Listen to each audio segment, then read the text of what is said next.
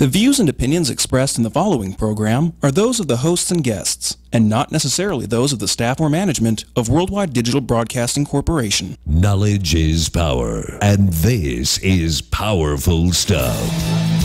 Wellness Education Cannabis Advocates of Nevada present the We Can 702 Nevada Cannabis News Hour with the We Can radio team. For the next 60 minutes, we'll take an in-depth look at the cannabis reform revolution sweeping the nation. Now, let's fire up the news hour. Here is the We Can radio team. Good afternoon and welcome to the Weekend 702 Nevada Cannabis News Hour. I'm your host, Michael McAuliffe, and with me in the studio, as always, my good friend and co-host, Perry Heichu. How you doing today, Perry? Very well. Happy holidays, and thank you for having me. Happy holidays to you, too. Merry Christmas. Happy Kwanzaa. Happy Festivus for the rest of us. Happy Saturnalia, or whatever I've forgotten that you have a persuasion to enjoy yourself in this holiday season. So here we are in this holiday season, maybe the last free holiday season in America. You never know, with a new administration coming in. I kind of think back to what Chris Christie said in the primary season last year on his pot policy that, well, if you got him, smoke him, because on the day one when I'm in office, it's going to be illegal. And, some of the people that Washington's putting into play in the administration are scaring me that way. But hopefully it's the momentum is going to make it difficult for them to put that genie back in the bottle. We can only hope so. Once again, these are just all talk for now. Even though Sessions has been nominated and things like that, I haven't heard him release any direct statements in relation to what Christie had to say. He's kept relatively quiet since his nomination, and smartly so. Yeah. So, we'll see how the process rolls through, and we'll just take it from there. Well, because he actually has other issues. Now, his benefit is being a senator. The other senators have to confirm him, are usually polite, and they'll send him absolutely. through. And that's the shame of it, is they will absolutely confirm him, as the camaraderie goes among senators. But at the same time, he was deemed by the Senate to be too racist to be confirmed as a federal district court judge 30 years ago. And so we'll see whether they feel that he has changed at all in that time. Well, it's a new day. It's a new day. Yes, it is in America. And America includes not only the United States, but of course our neighbor to the north, Canada. And the president up there, we have a little different election, different momentum in the marijuana movement, because of course the new President Trudeau has pledged that 2017 is the year that he is going to be legalizing cannabis throughout Canada. So that's well, once again, I think that's long overdue. I think if you're in Canada right now and you're in the cannabis industry, you got to be a little bit jealous of some of your southern neighbors having. It seemed like Canada was so far ahead of the United States in this policy, and it seemed just for all these years like they were on the cusp of legalization, having just dispensaries all over the country. And I mean, I myself have had a wonderful time in Vancouver on numerous occasions in their semi-legal framework that they have going there. And that's all Amsterdam actually has, is a semi-legal framework. But regardless, it was a blast up there, and everyone seemed to get along just fine. The sky didn't fall in the neighborhoods surrounding the cannabis cafes or anything like that. And all of a sudden, these, Coloradans and Washingtonians and people like that have just blown right by them with the regulatory process. And I think these people up there got to be pulling their damn hair out waiting for Trudeau to get this done. So, and just as a quick aside, what you're saying about values and stuff, I have I read a story within the last week saying that studies now around the country, and particularly Colorado, show that when dispensaries open up, it actually increases property values in the area. I've heard that. I've heard that before that study came out. My aunt is a resident in right in the middle of downtown. I don't know why the hell she lives in the middle of downtown Denver, but she does, right in the thick of it. And she has seen her rent get jacked up significantly since cannabis legalization has taken effect. And I've heard this from other people who live in these other legalization municipalities, such as Portland and Seattle, and mostly downtown metropolitan Denver. I'm not so sure it has a major effect on the suburbs yet. I haven't seen that data. But as for the big major cities, it absolutely raises value because people move to town to fill the jobs, and it just increases property value. Have high security around them, so it acts as a deterrent. You think that's as opposed to a magnet? I had never even considered that as a deterrent, that the security that's assigned to these dispensaries has an effect on the local area, just kind of watching the strip malls and things like that. That's very interesting. The property value is a big thing, though, and I've heard people online bitch about that on the legalization, like the Yes on Two pages and things like that. They're like, it's making things more expensive and it's driving up rents in an area. Sure, well, but hell, I'm a property owner here, so that's great for me. You know, I'm looking to hopefully the Fed doesn't raise their interest rates too fast to give some of these people who are entering the cannabis industry time to get established enough to where the banks will give them a loan for a home before it gets too ridiculous, so that some of these people who are entering the industry can actually benefit from their entering, other than just getting screwed over by the increase in rent, you know, and they have the ability to take that risk on behalf of themselves and their families. Without getting too deep in the water of the Federal Reserve System, that, you know, I know something of, but I'm not an expert. It's interesting that throughout the election season and the past several years, they have withheld interest rate hikes. They've held the line through the election, and now post-election, when this new administration is going to come in, that's scary to many people. All of a sudden, the Fed is starting to raise rates. And, not only did they raise rates almost immediately, but they announced that they're going to raise rates up to 3 times next year, and then maybe 3 to 4 times the following year. Yes. And the market has just shrugged all that off and continues to climb. And that's what's laughable to me, is that if they would have said that a year ago, you know, there would have been a massive correction in the market. It's interesting how Chairman Greenspan, pardon me, said several years ago that he saw that these bubbles were developing because of irrational exuberance. And I think in the market right now, you're seeing some irrational exuberance at some of the people that Trump is putting into positions of authority, people like Wilbur Scott and Secretary of State Ross, yes, and some of these. So it'll be interesting to see where it goes. But I'm excited. Anyway, getting back to Canada, though, it's not only that the change is coming there, but it's still, there's friction, you know, at the border now. Oh, there's major friction at the border. Canada, people think the Canadians are super friendly. They do not screw around with their border security. Right. If you give the wrong answer to their question, you better know what to say, or they will not let you in. But it works exactly coming the other way as well. And this article that I have from marijuana.com called The Trials and Tribulations of Trump and Trudeau by John Hiltz says that some Border Patrol officers on the American side have taken to asking random Canadians if they have smoked marijuana in the past. If the person entering the U.S. answers yes, they are denied entry. That's insane. And this is something that Canada's public safety minister, Ralph Goodale, called a ludicrous situation which needs to be addressed. And that so pretty insane. soon you could have potentially recreationally legal British Columbian citizens traveling into recreationally legal Washington and being denied that entry because they consume their recreational cannabis in their home province. Yes. That's insane. Welcome to America, my friend. Yes, it is certainly insane, but it is actually happening here. And so we're going to see what happens now, how some of these disputes can get resolved with the greatest deal maker in the history of humanity. Yeah, we'll see if this deal, in the White House. We'll see if this becomes an issue that they address directly. I'm sure Trudeau and Trump will talk eventually, regardless of how maybe their constituents may not agree with each other face to face on the issues. You know, Trudeauians and Trump supporters or whatever. They're completely different on foreign relations, on socialized medicine, and you know, marijuana is just another issue where they're going to have very different views. See what happens. I have high hopes for sure. You know, Trudeau impressed me when he first came in.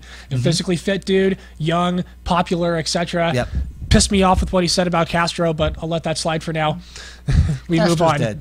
Yeah, so it don't matter. But one of the things here that struck me of interest in this article is it says that one of the biggest political dances that Prime Minister Trudeau will need to do is getting out of 3 international treaties that outlaw the production of cannabis. The U.S., of course, is a big supporter of these treaties and could make things difficult if they want to. And yeah, we make things difficult for other governments around the world all the time. Now, it's interesting, though, that it says that these treaties which outlaw cultivation of cannabis, because Canada is one of the largest suppliers, producers of bird seed in the world, of which 90% is hemp seed. And so hemp is still cannabis. So if there are these UN treaties saying you can't grow it, then how do they have this big hemp market?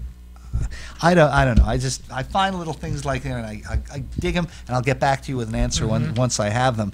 But well, if our new fearless leader has his way, we might not have such a large influence on the UN in the coming years anyway. So that I saw something just this morning that said that the president-elect said that the UN is just a club for a bunch of rich people who want to hang out. There is some truth to be said about that. It is developing a very League of Nations-esque status in the world. You know, it doesn't really wield any real authority. They have no standing army. You know, they have a lot of suggestions, but no way to enforce those suggestions. Because no one wants to give up their sovereign status to some other larger body. Oh, of course not. You know, why the hell would you? We've seen, you know, we tried to be instrumental in the creation of the United Nations and its directives and things like that, and even we have kind of lost control of what we wanted to do with it. So that's why I think the frustration comes. Yeah, I think the frustration there is because we had in mind what we wanted to do with it. We weren't taking into account the other 165 countries around the world who might also have something to say about it. At the time it was formed, they didn't really have much to say. We were the only industrialized country left in the world, and now there are serious issues in play. So and look at the world we have developed. So, you know, keeping on that Canadian theme, though, we see that a day after opening, some cannabis culture stores selling recreational marijuana in Canada were raided, resulting in the arrest of owner Marc Emery. And you may have heard of Marc. He's been around for at least 20 years now.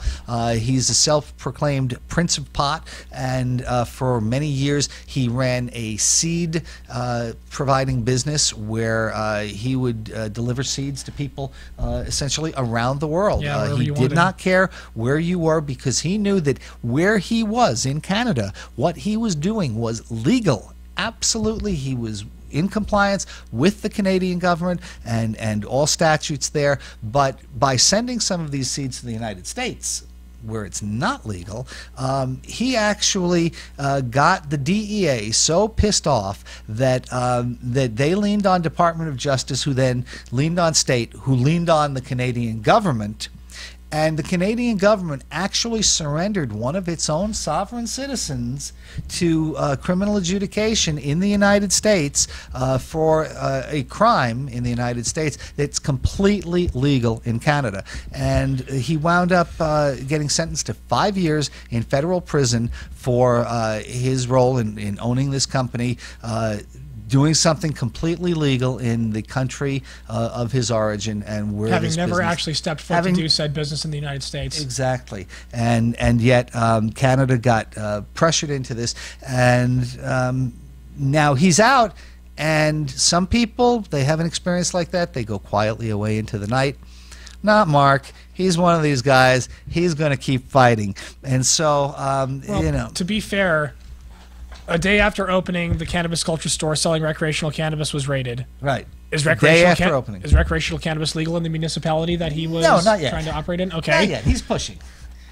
He's pushing. Well, I mean, bro, what are you doing, man? His point, I think, is that if the Canadian government couldn't respect its own laws and constitution and protect its own citizen from the incursion of a foreign government, then why should he respect that government and its laws on this, when clearly not only the people but the new government that has come into power has already said that they're going to legalize this. That's understandable, and I'd be angry at him too. The reason why I unfollowed his page is because he got very aggressively involved in our political process, which he doesn't have any fucking business sticking his nose in as a Canadian. And I understand, you know, it was our pressure that brought him here, but it was his government who capitulated. They could have told us, you know, kick rocks, what are you going to do? They were the ones who backed off, so I think the finger should be pointed at his own people. He should be looking to them, which is really what this is all about. We interfered in Iraq's political structure a few years back. We didn't have any compunction about it. You know, but as far as this goes, you know, Marc Emery here is being an agent provocateur. He is absolutely pushing this, and he is trying to get publicity, because for him and his businesses, There's no such thing as bad publicity. He's willing to be a martyr for the cause because he has. And a martyr he will be. And a martyr again. One of the things I find interesting about this story is this, as Perry said, this raid happened a day after this facility opened, and this store in Mount Royal that had been raided had sold out its stock, leaving only cash for the authorities to find. Wow. And so my question to you, Perry, as a lifelong Republican and a good business type person, is what kind of business could you imagine that you open the first day of your business and you're sold out by the end of the day? And isn't that what anyone in business, that would be their wet dream? Of course it is. Well, if you're the only store opening in the city that has the product that's in such high demand, of course you're going to sell out. I would assume that no other recreational cannabis stores had the balls to open on said day and give him said competition. Well, if there were a dozen where he was in competition with and still said, I sold out 40 pounds of product, you would impress me. If I went on to Las Vegas Boulevard right now with a kiosk and said I have grams of weed for sale for $10, I would sell 40 pounds in a day in a heartbeat. Until and I would rolled up. And I would I'll also be arrested either that day or the next day. So when people, I mean, of course, it's an insanely in demand product. So it does not surprise me at all that he sold that. I think it's kind of funny that they only had cash. Yeah. I mean, wish he would have hit it. That would have been a better story. That would have been smarter. That would have been funnier, but here we are. But the idea being that you have product that is in such huge demand, and we're going to talk about this more a little later in the show with another country that is seeing this, that people, even though they know that the people who are buying this are also breaking the law, they don't care. No. Because they don't see it as a viable and a legitimate law. Well, this is what happens when business interferes with free market capitalism and the will of the people. Let's talk about Nevada versus California versus Arizona. I mean, we've gone over this numerous times, and I'll go over it one more time. It's not legal to sell lottery tickets in the state of Nevada. The #1 selling Powerball station in the entire country is just across the line. Is in Primm, Nevada / California, right there. It's obvious that a large number of Nevadans, so much so that it's the biggest bigger than New York City or Philadelphia or Chicago or any of these big municipalities that sell it. It's all about Primm because we want it, and yet the powers that be don't want it because they feel it'll interfere with other revenue streams in the state that we've drawn from traditionally. Arizona, same thing. You look at the border between Laughlin and Bullhead City. There's a little river. There's 10 casinos, beautiful large casinos on one side and nothing on the other. But there's a lottery station there. I mean, we could go over this time and again, but when municipalities or local government thinks too much, they miss out on very obvious revenue streams that really do no damage and only seek to hurt their own ego. Right. And I think that's where this, that's really goes. And I think it's kind of funny that he's choosing to, in his opinion, try to embarrass them in this way.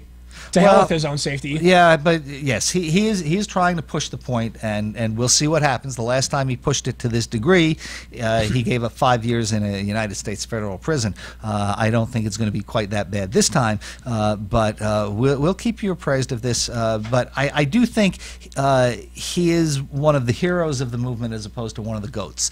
He is, whether you agree with his tactics or not, like the original Dr. Reefer, Pierre Werner, who was in here last week, whether you agree with his tactics or not, the overall message of what he was trying to do, I think, is absolutely valid. And the same thing with Marc Emery here. So we'll keep you apprised of this situation as it develops.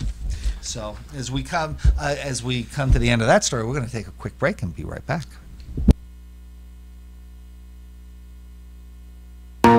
Attention medical marijuana patients. Do you know what your cannabis actually contains? Are there heavy metals, pesticides, or even mold? And what strength is it really? And is it really what you need? Well, the answers to these questions are simple. DigiPath Labs. DigiPath Labs is a Nevada state-approved medical marijuana testing facility whose scientists carefully test products for safety and potency, all within the state's rigorous mandate. You can buy with confidence and trust knowing DigiPath Labs has tested your medicine. If you're a licensed grower, dispenser, extractor, or edibles manufacturer in Nevada and want unparalleled customer service and consumer confidence, go to digipathlabs.com and find out what we can do for you. And as a patient, only go to dispensaries that carry the DigiPath Labs seal of approval. That's digipathlabs.com, DIGIPATH labs.com. Or call us at 702-209-2429. That's 702-209-2429. From the soothing sounds of a water wall to the warmth, wood interior, and beautiful artwork, as soon as you enter Sahara Wellness, you are welcomed into a relaxing space where we strive to provide our patients with a healthy balance of mind, body, and spirit. That balance is achieved through a compassionate and knowledgeable staff who possesses both a passion for the medical cannabis industry as well as unrivaled dedication to assisting those in need of a natural method of pain relief. Our bud tenders are available to assist patients in selecting cannabis-based medicine that best suits their needs from our selection of flower, waxes, CBD lotions, and delicious edibles. Sahara Wellness is located at 420 East Sahara Avenue, Las Vegas, Nevada. Check out our entire menu at www.420sahara.com. And welcome back to the Nevada Cannabis News Hour. We're looking at what's happening around the country here, and something that I got from SyracuseCon that I touched on last week, but I wanted to develop a little bit further, is that New York hospitals are going to allow medical marijuana patients to medicate on site. And the article opens up and says hospitals will be allowed to create policies allowing patients to use the drug or have caregivers administer it to them under a regulation proposed by the state health department. The regulation is expected to go into effect in February. And I think this is really a major point forward in the nuts and bolts about how to bring medical cannabis use into the mainstream of medical practice. It seems so common sense. The title of the article should be "Medical Facility Allows Patients to Take Medicine." Really? I mean, you know, just because their pharmacy downstairs next to the ER may not distribute medical cannabis yet, doesn't mean that they should not allow these patients to heal themselves in the way that they feel is applicable to their condition if they're not being obnoxiously obvious toward other patients. Example, if you are sharing a room with someone, I wouldn't expect you to be able to light up a blunt next to them. You know? But you might be able to eat a brownie. No problem, absolutely. Or even and vaporize. our friend Dr. Dave Udy, who is a veteran and goes out to the Veterans Administration Hospital here in Las Vegas, says that when he's out there, his caregiver will bring him edibles and he will consume right on the property. And the doctors don't have a problem with this. You know, it's the administration and the government that do.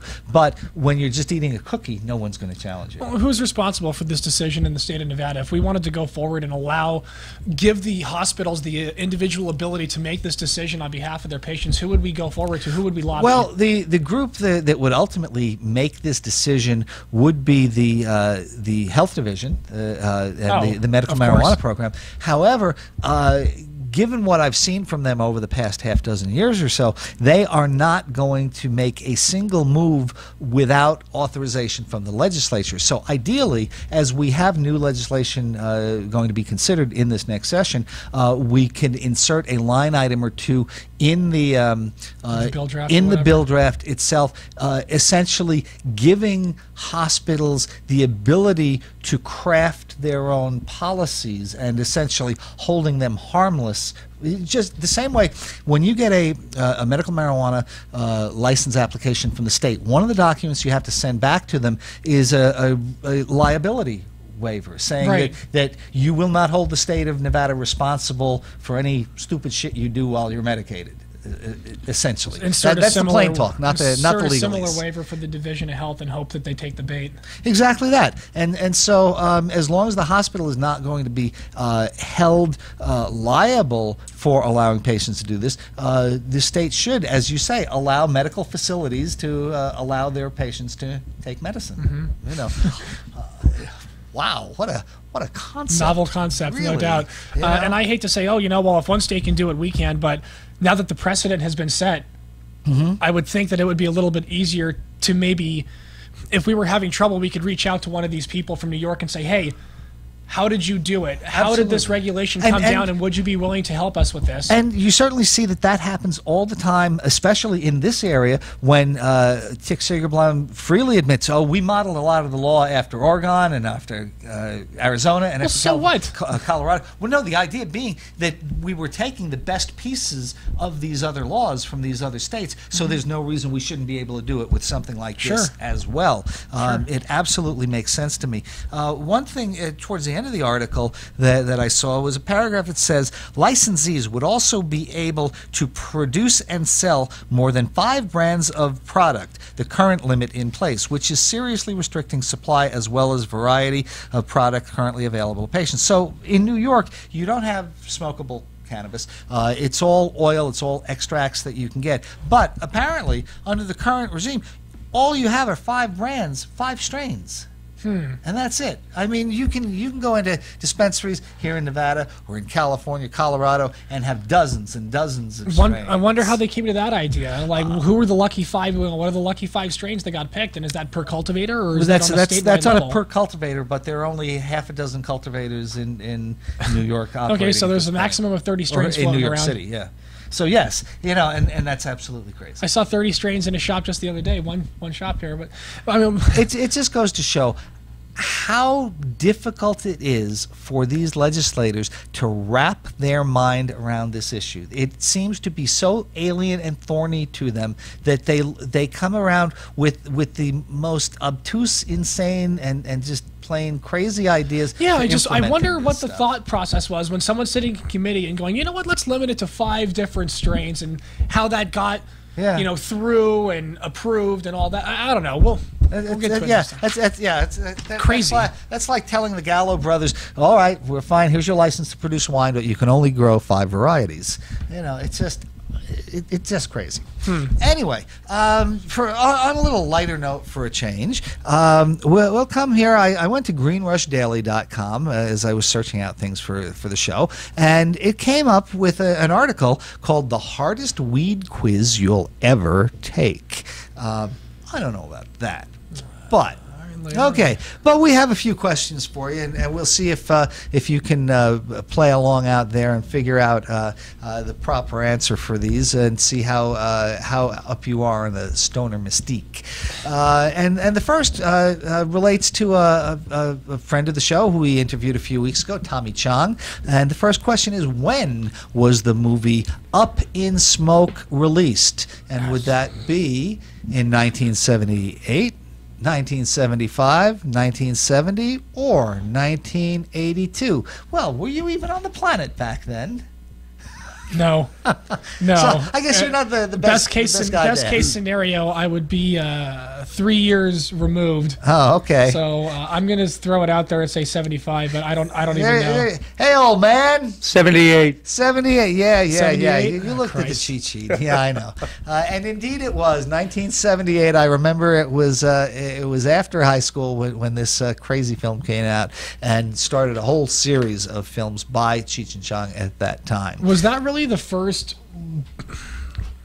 big pop culture marijuana movie? Were there other marijuana related movies that had a big influence before then, or like the Dazed and Confused come out before that? You had Reefer Madness back in 1937. No, that's not the same. No, but I'm trying to say, are you saying that the first film to show the cannabis culture in a positive light? But even then, I'm not so sure that were Cheech and Chong the first Hollywood cannabis celebrities that obviously had that positive connotation attached to their careers as being successful potheads? I think very likely, because Lenny Bruce in the 50s and the 60s had drug use issues and arrests, but he was never, that was not something he was standing up for. You had George Carlin, who had mentioned drug use, but it was not really the center of his act. I do think that Cheech and Chong were the first to really make that the mainstay of their shtick. Yeah, and they started out on records. Yes. Vinyl. Yes. Okay. Here we are, legalization, only a week away. I still have my original Big Bamboo rolling paper out of that album. Oh, no shit. Yeah, that'll roll up a awesome. quarter-pound joint, I'm Yeah, sure. That's fantastic. So, okay, next question. Who was it that said, if everyone smoked weed, the world would be a better place. I've heard you say that on numerous occasions. Really? I must have been channeling one of my inner demons. Would that be Snoop Dogg? I could imagine him saying that. Would that be Bob Marley? Maybe Jennifer Aniston, who's quite a well-known pothead, or Kristen Dunst, who is another quite well-known pothead. I'm not going to go with Snoop because he didn't say it in the way he would say it. Okay. Probably Bob or that would be. That would be tough, but I do recall more spiritually enlightening. I think I do recall when this hit several years ago, and she received a little flack for it at the time, but nothing major, and it was Kristen Dunst. That's fantastic. All right, next the third question on our 3 out of 10. Quiz here is, which country is believed to be the largest producer of marijuana? And it's interesting they say believed to be, because you don't really have good solid figures here, just a lot of government propaganda. Would those be would that be the United States, Amsterdam, Mexico, or Paraguay? What do you think out there? Well, today, right now, shit, us. It's got to be us. It's got to be the us of America, huh? I don't know about that. You're shaking your head over there, John. I think you thought it was Mexico, didn't you? I thought it was Mexico, but it's Paraguay. But it is indeed Paraguay. I thought it was Uruguay's legal, right? Not Paraguay? Yes, absolutely. Absolutely. As small as the country is, everybody in the country must be growing it. Oh, it must be grow a great well climate there. Yeah, no kidding. It must be a good climate for it there. So Paraguay, if you want to make your next adventure plans for South America, make sure you hit Uruguay and Paraguay. Fourth question: when was it that California legalized medical marijuana? It's been a while. That's now. 96. I know that one. Boy, we don't even have to go to the choices here. That's easy. I'm supposed to put up 2006, 76, 96, or 86 for everybody to take a pick of, but that was an easy one, no doubt about it. Okay, here's the next question: the hops in beer are the same family of flowering plants as marijuana. True or false? Oh, true, for sure. You just look at them. If you just take a good... I've always thought, from the first time I saw a hops plant growing, I was like, God damn, it looks so much like weed.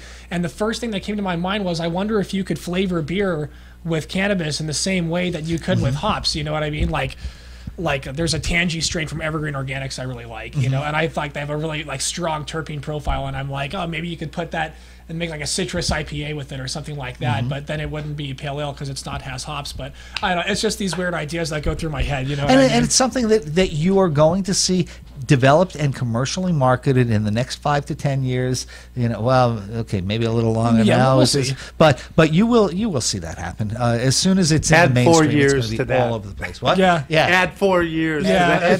Add four. Yeah, exactly that. So another true or false here. We talk about Colorado a lot. So in Colorado, there are more dispensaries than Starbucks. That's an old wives' tale. That can't be true. You wouldn't so, but there are a lot of people smoking pot in Colorado. There are indeed more dispensaries in Colorado than Starbucks. That's incredible. I think that's a terrific thing, because those dispensaries are individually owned, private capital and equity groups, and they're all small making ownership, money, as opposed to large corporate ownership in a Starbucks. I'm happy to see that the marijuana industry and they're is doing well some there. good. They're doing it makes good me for a feel lot of like if people. we had if we had an unlimited number of dispensaries and let the free market dictate who opened and who closed, it's obvious that there are a large number of people who are doing it right and are able to stay open and keep the doors open and make money on these places. Absolutely. It really gives me hope for the future. Well, that just shows the demand. No doubt. No doubt. If you have if you have that many dispensaries in that small an area that is supported and can stay in business, especially with what they're paying in taxes and all that. Their tourist revenues are going up. They had their biggest year in 2015.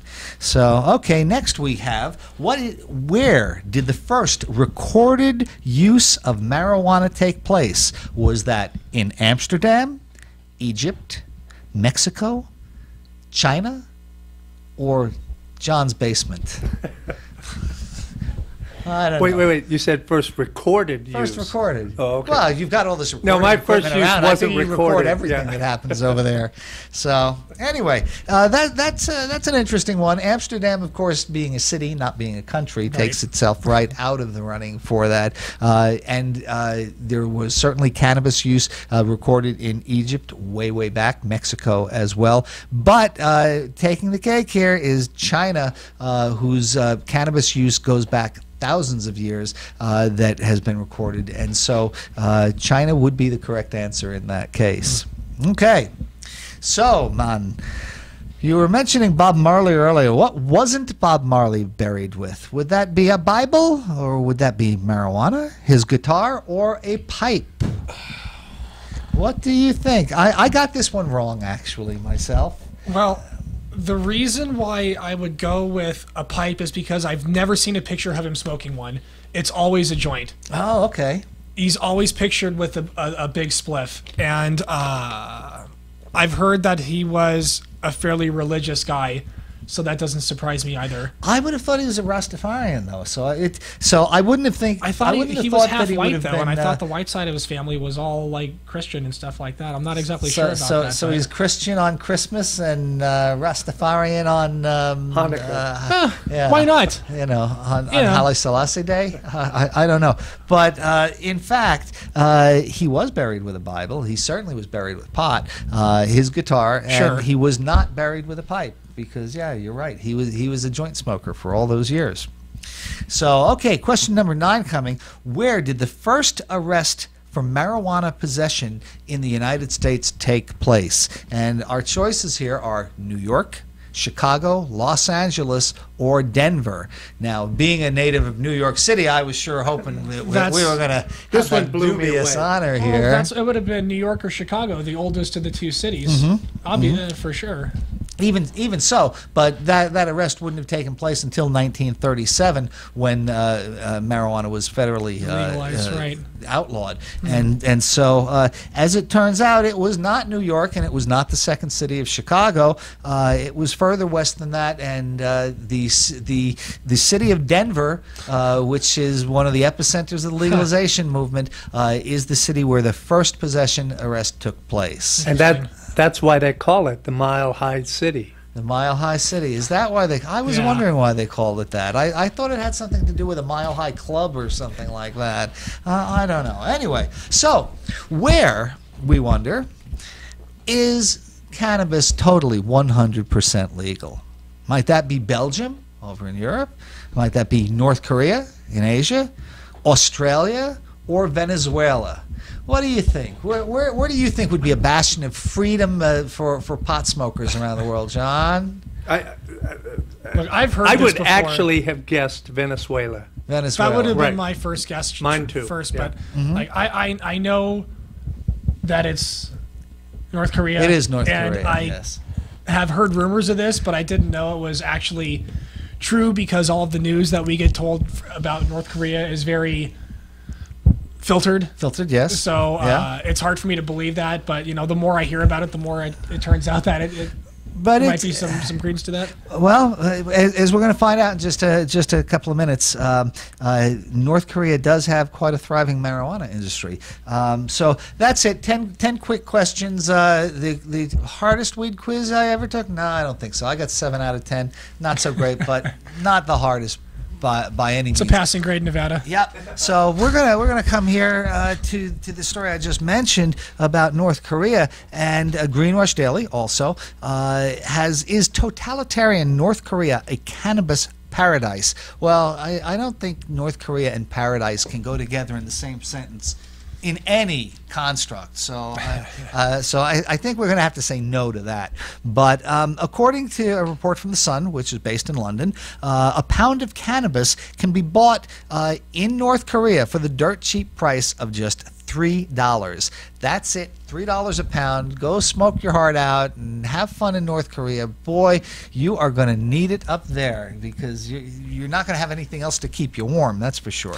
I mean, and that seems like a dirt cheap price to us. I mean, we pay more than that for a joint, you know, let alone anything larger than that. And the thing is, though, farmers in North Korea are actually making a decent living off of the cannabis trade at this point. And you know, the idea that farmers can get rich off selling pot to Chinese or Russian foreigners may be pretty new, but cannabis has been a pretty normal feature in North Korea for centuries. It grows well there. It grows all over the place, just wild.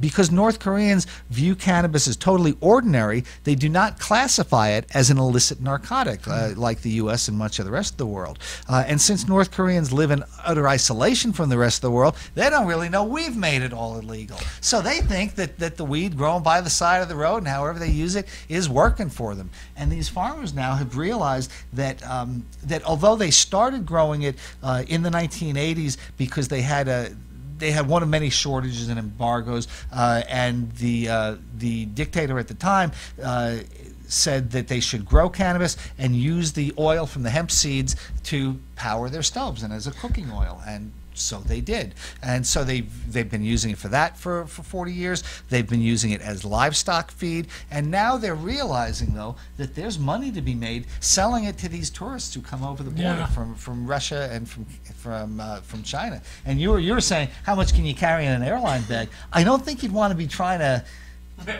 bring that bag full of North Korean weed back into the United States. No, definitely not. I get the feeling that it's probably not the best quality. I think it'd be an interesting ski trip.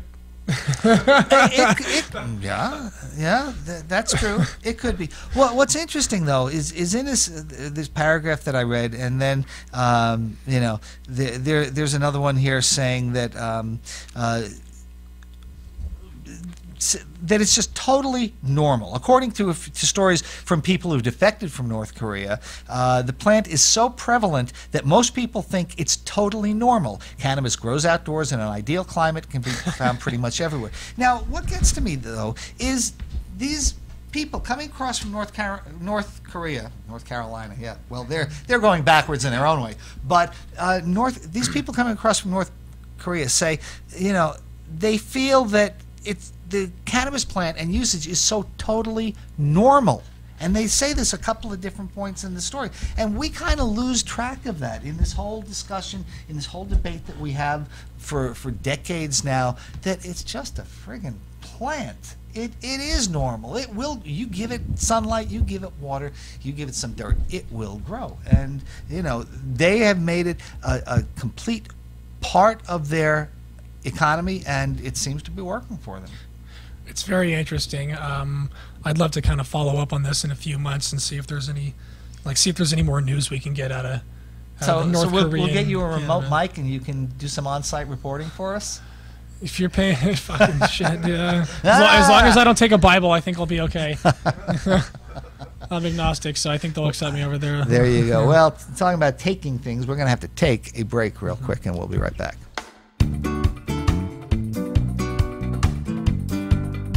My name is Janine Evans, and I am the office manager at Getting Legal, and we help people get their medical marijuana cards. Anyone can be approved for a medical marijuana card as long as they have a pre-existing medical condition. The medical conditions recognized in Nevada include severe pain, severe nausea, muscle spasms, seizures, glaucoma, cancer, HIV or AIDS, and post-traumatic stress disorder. Our staff helps every patient determine before they come in for a visit whether or not they will qualify. We take care of the whole process of getting a medical marijuana card from the state of Nevada from start to finish. Our services include paperwork processing, a physician's visit, notary services. All of our patients pick up their approval letters right here in our office. We make it fast, simple, and easy. During your consultation, we will discuss different products available at the dispensaries, such as edibles, lotions, and concentrates. We will also discuss different ways to medicate, such as smoking or vaporizing. You will receive a separate identification card identifying you as a medical marijuana patient. This is used to enter the dispensaries and only to enter the dispensaries. Every veteran receives a discount off of the full price of their card. We also offer discounts to anyone working within the medical marijuana industry. All you need to do is call 702-979-9999 and a member of our friendly staff will help you schedule an appointment.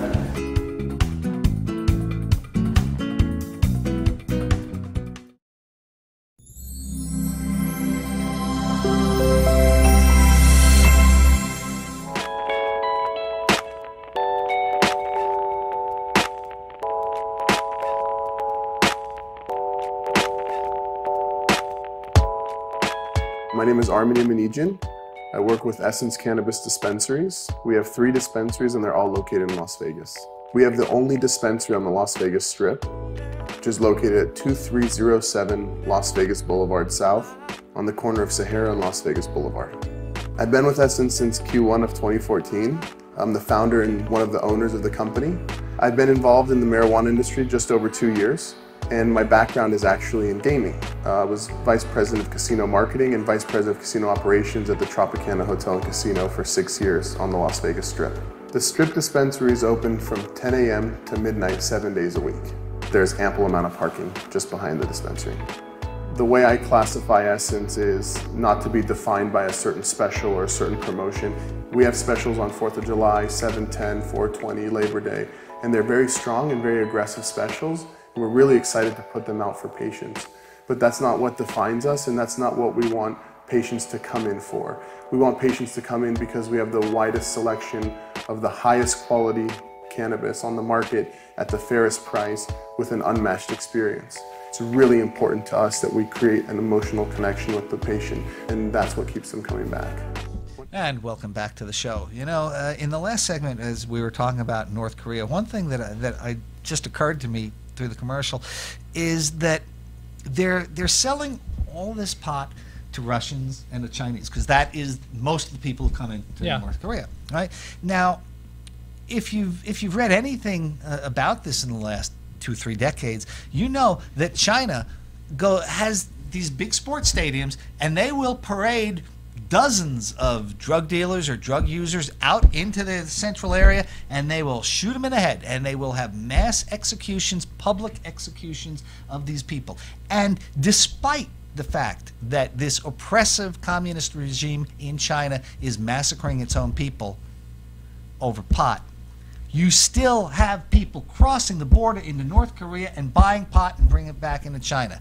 And if the, it's bad enough in this country that we put people in jail for years, for decades, over nonviolent drug crimes. In China, they just give them a bullet to the head and they charge the family for the bullet.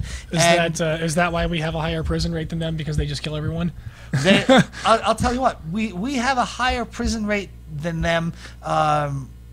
It's for profit. Just barely, though, despite the fact that they kill a lot of people. We're right up there in the top 3 per capita, us, Iran, and China.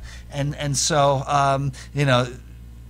I think your point there, that if they weren't executing all these people, they'd have even a higher prison rate. But once again, we may be talking about hundreds of people, or even over the course of some years, thousands of people. But in a country that's got 1 billion people, that's still... not even a drop in the bucket as far as changing their prison population. But here in the United States, of course, people are facing less draconian sentences than death, but a long prison sentence can be a death in itself. And there are a number of people who are in jail right now for cannabis crimes. And one of the good things about the Obama administration over the past couple of years is he has been giving pardons and commutations to people who are serving long sentences in prison for nonviolent crimes, drug crimes in particular. And I think this is a step in the right direction. I caught an article out of CannabisNow.com about Luke Scarmazzo and his high school football buddy Ricardo Montez, and they were running a prominent medical marijuana dispensary in Modesto, California, back in 2006. And you may have heard about these guys previously because they were in the news. I mean, it's not like their dispensary got raided, and so that was national news in itself.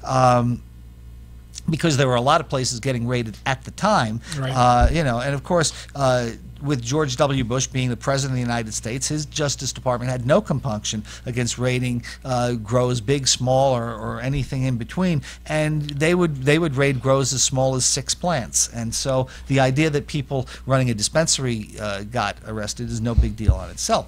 But just a few weeks before this, these guys who were making $9 million a year in this facility produced a music video, and you know, it was out there really gangsta rap and all this, and I did see it one time, and you know, in the video they prominently and eloquently say several times, "Fuck the feds," and the feds didn't like that.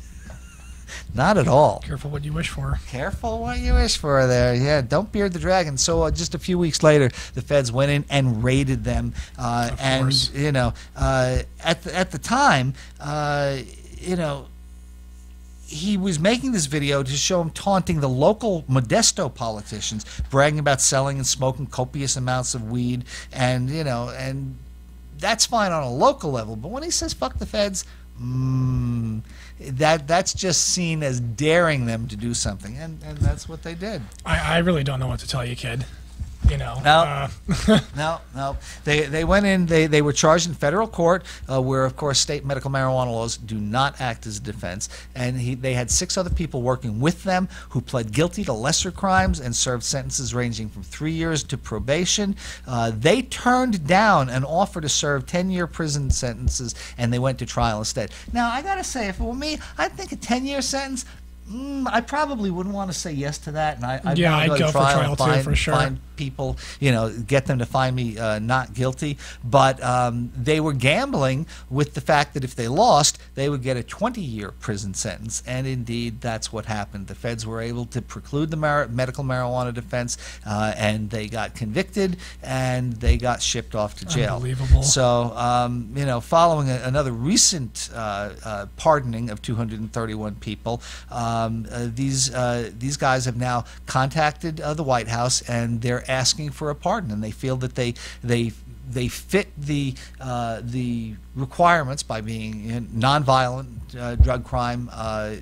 They were not hurting other people, but many legal experts are saying that their crimes may not fit the model that President Obama has been pardoning for, because they openly and willingly ran a business and were more than cavalier about the possible risks, including the fact that it was illegal federally. And so they say that they were flouting these laws deliberately, and so they don't deserve a pardon. From my mind, absolutely they do. No doubt. I think that the president should issue as many as he can. Oh my! Issue a blanket pardon for first-time nonviolent marijuana offenders. Get them out of the prison. Absolutely. And you know, you would think that the Republican Party, the small government guys, should be on board with this as well, because you're lessening the amount. You see, they take the tough on crime approach. You see, you're being soft on crime by letting these hardened criminals out of jail early for the crimes that they willingly committed, and you know they agreed to those sentences and blah blah blah blah. And you're just, you know, subverting the justice system and using your executive power. But that's all bullshit to me. I think he should use that pen as many times as he can to let people out of jail until he can't do it no more, until his hands sore. Yes, but what I would say to the other side about the crime is, I don't consider this to be a crime. Many people in this country don't consider it to be a crime. Well, if you don't like the way the law is written, you can work with your legislative representatives to change the laws you see fit for yourself and your community. And over 60% of the country thinks it should be legal. And so right now it is not a question of the people not letting their legislators know. People say in poll after poll, we voted this year 8 out of 9 Oh yeah, they states. just ignore us. You know, they ignore it, and that's the problem. Oh, no doubt. You know, but hopefully President Obama will use the remaining days of his administration, and will indeed, as you say, get his pen out and sign as many of them these as people. he can. I don't know how many times you have to see the writing on the wall. I've seen what happens when the proud stand up to the federal government. There's no parades. It's not pretty. No, there's no parades or rallies for you. You just get locked up and away you go. And I saw what happened to Reverend Eddie Lepp, who got out of jail. There's a big GoFundMe for him right now. And they haven't raised any money for him because that's how people get treated in the cannabis industry. They wash you away and you get swept down the line and you get forgotten about. And everyone says, oh, good for you for standing up and here's your pat on the back. And that's about all for you. I can say from personal experience that's very true. So we're getting about ready to go, and this is our last show of 2016. Yeah, it's been a good year. It's been interesting. Well, it was a good year for the first 10 months, and it was even a good year for the beginning of election night too, from my perspective. But you know, as we leave 2016, this year is I think going to go down as one of the most consequential and momentous years in the history of cannabis reform. Absolutely. We had such a huge step forward in the 4 states that legalized this year. And 2017, we can look at it taking a step backwards with this new administration coming in and some of the hardline people that they're appointing. But or we could take it as an opportunity to educate.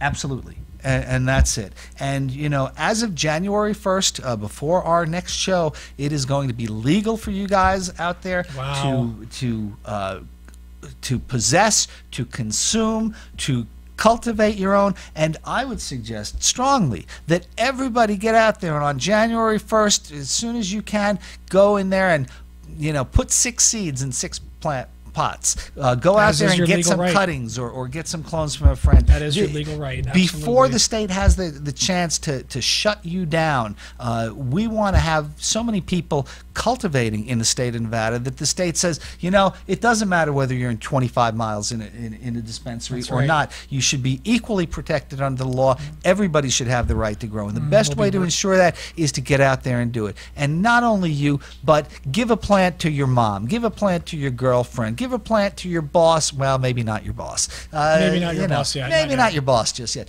But give a... Where can I get a plant? Where can you get a plant? Well, we'll talk to you more about that next time because I'm not going to be part of a federal conspiracy on air. Thank you very much, John. Yeah, but the thing is, there are plenty of places that you will be able to get them and have friends. But get out there and let everybody know it's just a plant. Also, last thing, we have a New Year's weed party coming up at 827 South Las Vegas Boulevard. Yes. That's near Chicago Joe's, if you're familiar where that is. It's on Las Vegas Boulevard near Charleston, and we will be celebrating the passage of Question 2 on January on New 1st, Year's Eve and December 31st. Everybody is going to legally toke up together in a mass display of the power of our vote. Yeah, and it's from 7:10 p.m. to 1 a.m. And if you have any questions about it, please contact us, wecan702.org, or go to our Facebook page, WeCan. You know where to find us. That's 827 South Las Vegas Boulevard, and it's going to be 7 till 1 a.m. All right, well, thank you guys for everything, and happy holidays to all you, and a happy new year. And this is for the WeCan